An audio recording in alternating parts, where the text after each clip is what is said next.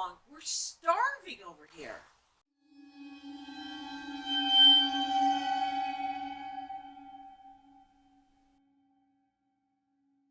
It's almost done. You know what really burns me up?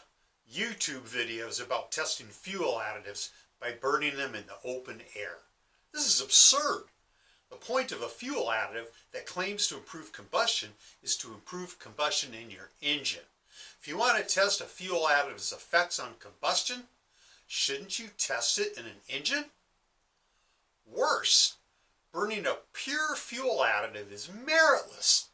But even an additive properly mixed in fuel, when burned in an open-air flame with a wick, it's not even remotely similar to the combustion properties of an internal combustion engine, which requires high pressure to move the pistons. Now, a cotton swab or a cotton ball is nothing but a tiny torch.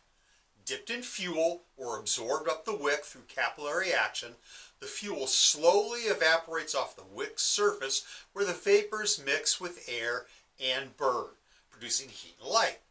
In the open air, the flame is uncontained and the heat rapidly dissipates without building up any pressure. Cotton swab or cotton ball or even a burning bottle of fuel additive can't move a piston. An open-air flame burning at sea level is at 14.7 pounds per square inch, PSI, of atmospheric pressure. Because engines contain the flame in the combustion chamber, as the heat and expanding combustion gases form, pressures soar. A gasoline engine creates around 1700 PSI, and a diesel engine can run over 2600 PSI. Some high-performance engines can run at 3000 PSI. That's 200 times the pressure of an open-air flame. It's those high pressures that move pistons.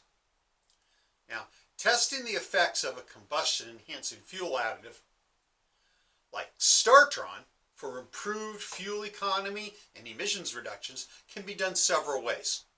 A road test, monitoring fuel consumption, is the simplest method, although they can be difficult to do accurately because of constantly changing traffic conditions, especially if you want to do city driving. Now, a tailpipe emission test on a dynamometer running at different loads, this is how smog testing shops do it. This is how smog testing in California used to be. Or you could do what engine manufacturers do to meet EPA regulations, which is to use a dynamometer with sophisticated exhaust gas capturing equipment and then calculate fuel economy based on measurements of the types of carbon molecules emitted. This is called the carbon balance method. This is what the EPA uses to certify fuel economy for new vehicles. My first experience testing the enzyme technology now used in Star Tron was in 1998. I took my 93 Chevy Beretta into a California smog testing facility and ran a before and after test. The before test was run at 79,674 miles. The after test was run just over an hour later at 79,692 miles. That's just 18 miles on the treated gasoline. In the before test, you can see the hydrocarbons are at 123 parts per million at 15 miles per hour and 33 parts per million at 25 miles per hour. Now, after just 18 miles of driving on additized gasoline, the hydrocarbons dropped to 13 parts per million at 15 miles per hour and 11 parts per million at 25 miles per hour.